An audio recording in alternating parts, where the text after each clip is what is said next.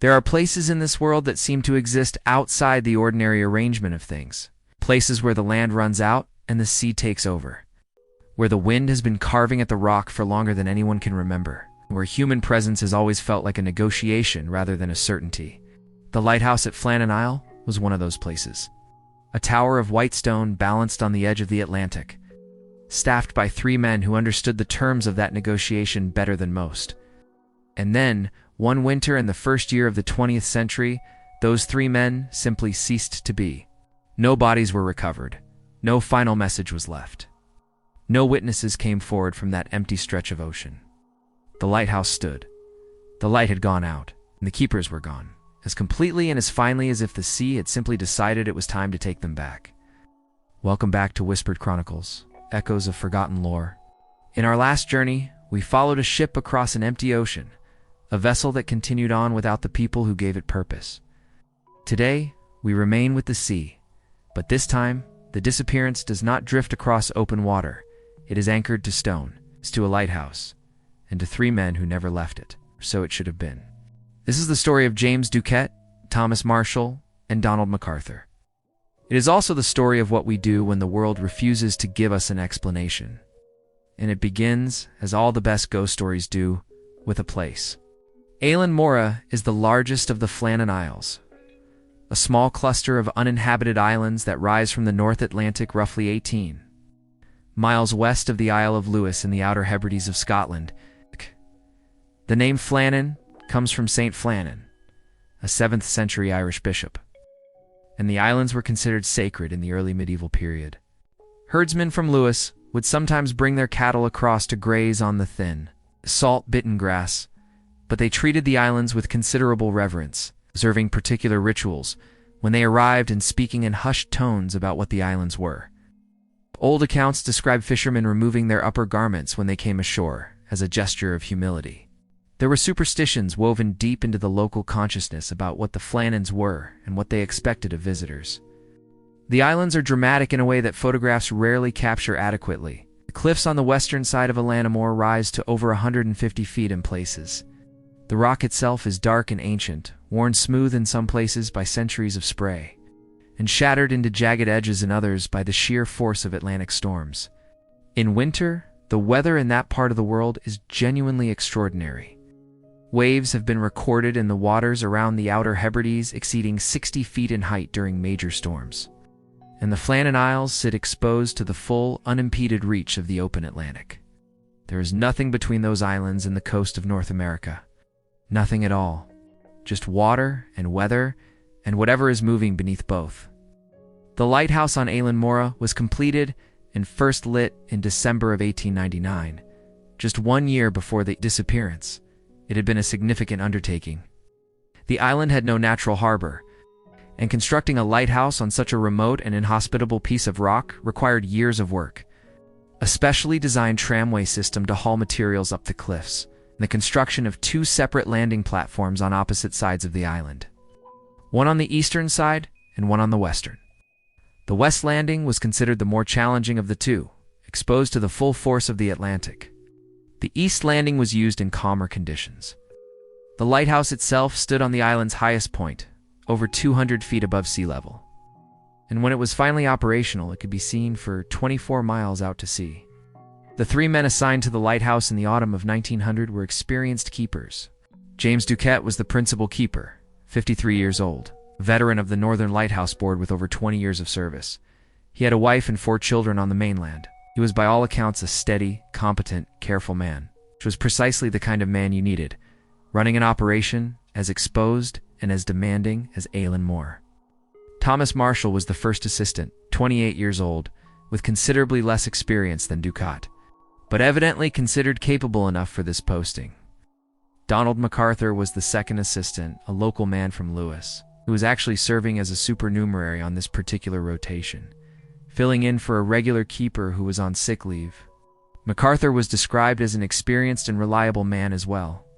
Life at a lighthouse in 1900 was a particular kind of existence. The keepers worked in rotation, with one man typically off duty at any given time, while the others maintained the light, kept the logbooks, cleaned the lens, wound the mechanism that rotated the beam, monitored the weather. and perform the constant small maintenance tasks that a working lighthouse demanded. The posting at Ellen Mora was considered especially demanding because of its remoteness and its exposure to the weather. And keepers typically rotated on and off the island every few weeks when the relief steamer could reach them. Communication with the mainland was limited to the steamer visits and any signals that could be exchanged on clear days. For most practical purposes, the men on Ellen Mora were on their own. The last confirmed external contact with the lighthouse was on December 7, 1900. When the steamer Hesperus passed the island and observed that the light was functioning normally, the lighthouse board later confirmed that the light continued to operate and was observed by passing ships until the evening of December 15, 1900. After that date, the light was not seen. It had gone out sometime in the night of the 15th or the early hours of the 16th of December, and it did not come back on. This would prove to be the approximate window of the disappearance, though the exact timing cannot be established with certainty. What we know about the days immediately preceding the disappearance comes primarily from the lighthouse log, which was recovered when the relief party arrived. The log entries for the period from December 7th to December 13th are relatively routine. Weather conditions are recorded, the light is noted as functioning. The general business of the lighthouse is documented in the careful, factual language that the Northern Lighthouse Board required of its keepers. Thomas Marshall, as first assistant, is responsible for the meteorological log and appears to have made the majority of the entries during this period. It is the entries from December 12th and 13th that have attracted the most attention and have been the subject of considerable embellishment over the years.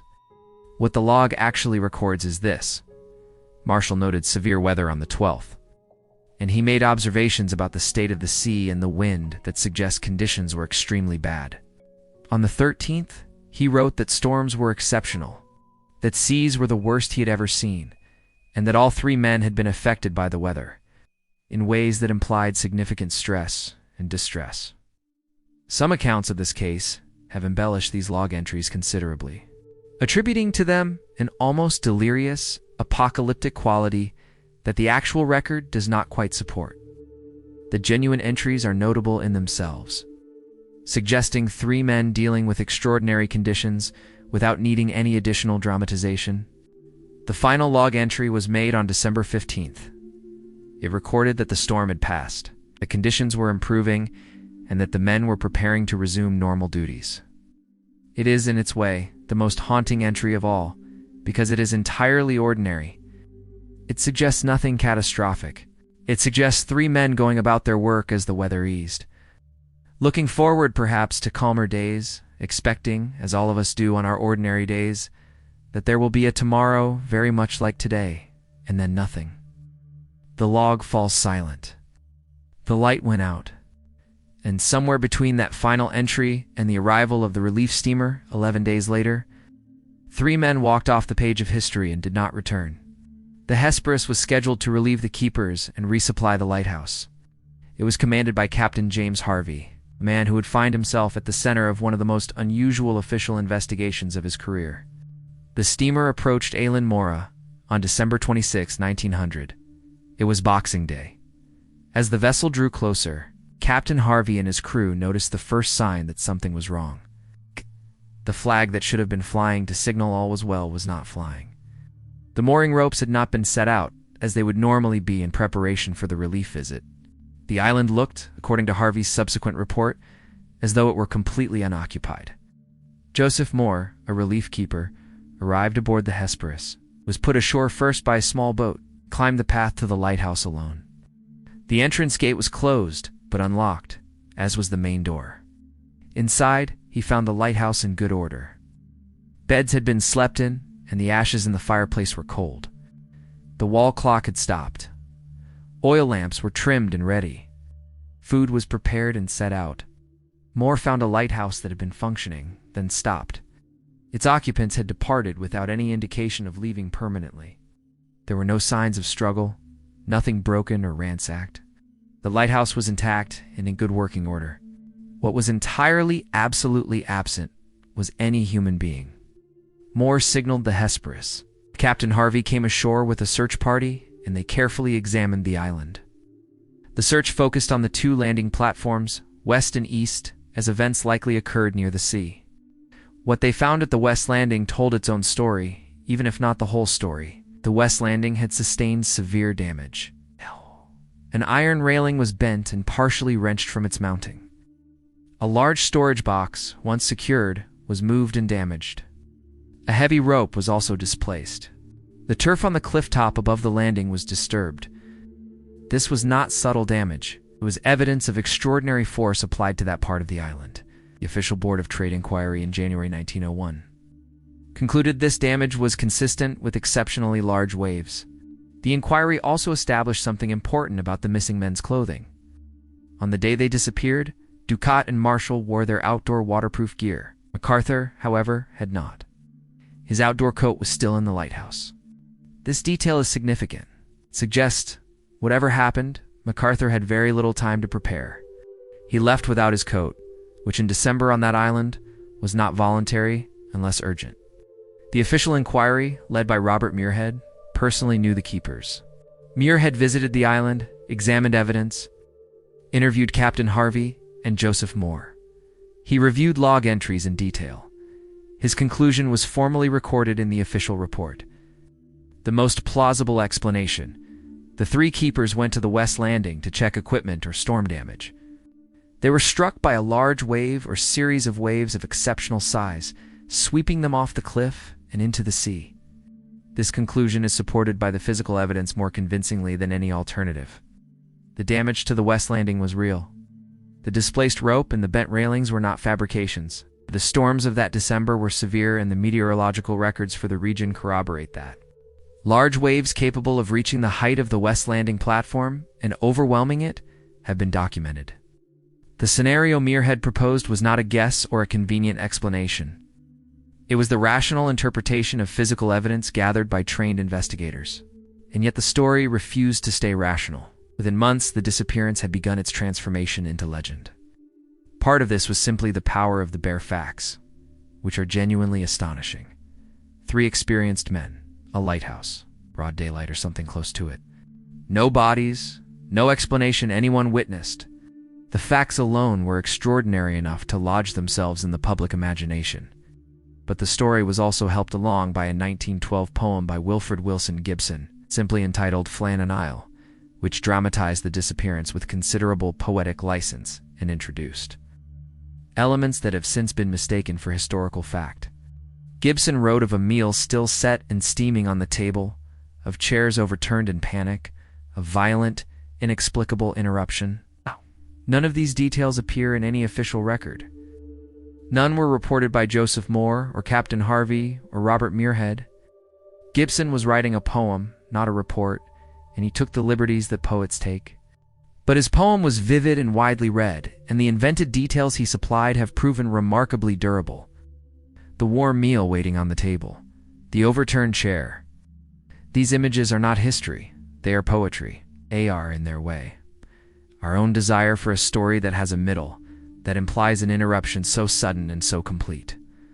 We want the warm meal because it makes the horror legible. It gives us a precise moment to point to and say, here, it happened here. The actual record, with its stopped clock and its cold ashes and its absence of any dramatic clue, is both more ambiguous and more genuinely unsettling. Because the truth of the Flannan Isle disappearance, insofar as we can reconstruct it, is not a mystery in the Gothic sense. It does not require secret passages or supernatural forces or elaborate conspiracy. It is, in its essence, a story about the sea and what the sea is capable of. It is a story about 3 men who understood the dangers of their posting and who, despite that understanding, were overcome. Overcome by something larger than their experience had prepared them for: a wave, a moment of catastrophic bad luck, a cliff edge in a winter sea. These are not satisfying explanations in narrative terms, but they are honest ones. What makes the disappearance continue to resonate, more than a century after it occurred, is not primarily the mystery of it. It is the human scale of it. James Ducat had 4 children waiting for him on the mainland. Thomas Marshall was 28 years old. Donald MacArthur had neighbors and a community and a life on Lewis. These were not abstractions. were people who had agreed to do a difficult and necessary job, who had been doing it conscientiously, who had recorded the weather and tended the light and probably looked forward to the relief steamer. The way any isolated person looks forward to contact with the wider world, and then they were gone. We live in an age that generates almost continuous records of itself. Photographs and messages and digital traces of every movement and transaction. It is difficult for us to fully imagine what it meant to be so completely unreachable as those three men were, and how completely a life could simply end without leaving any evidence of the moment of its ending. The lighthouse log goes up to December 15th, and then it stops, and whatever happened next belongs entirely to the sea.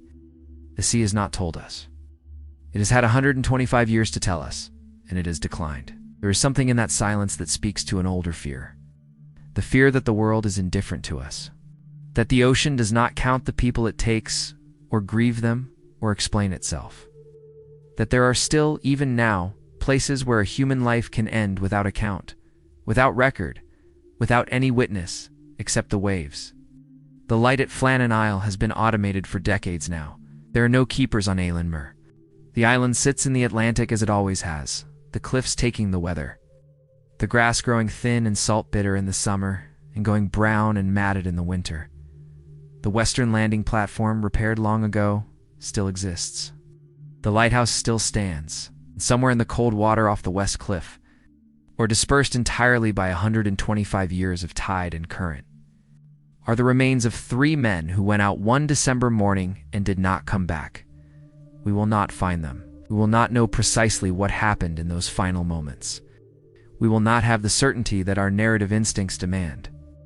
The Flannan Isle disappearance will remain, as it has always been, a story with a beginning and a middle and no end. Just a lighthouse and three names in a logbook, and then the long, unbroken silence of the sea. Some places keep their secrets. Some questions were never meant to be answered. Thank you so much for spending this time with Whispered Chronicles, Echoes of Forgotten Lore. If the fate of James Duquette, Thomas Marshall, and Donald MacArthur has stayed with you the way it has stayed with me, I would love to hear your thoughts in the comments below. What do you believe happened on Elaine Murrah in those December days of 1900? Is Marehead's wave theory the whole story, or does something still feel unresolved to you? Let the conversation begin down below, because these stories are always richer when we explore them together. And if you would like more echoes of forgotten lore, more of these strange and quietly haunting corners of history that the world has half remembered and half misplaced, then please subscribe. Until next time, remember, stay curious and stay safe.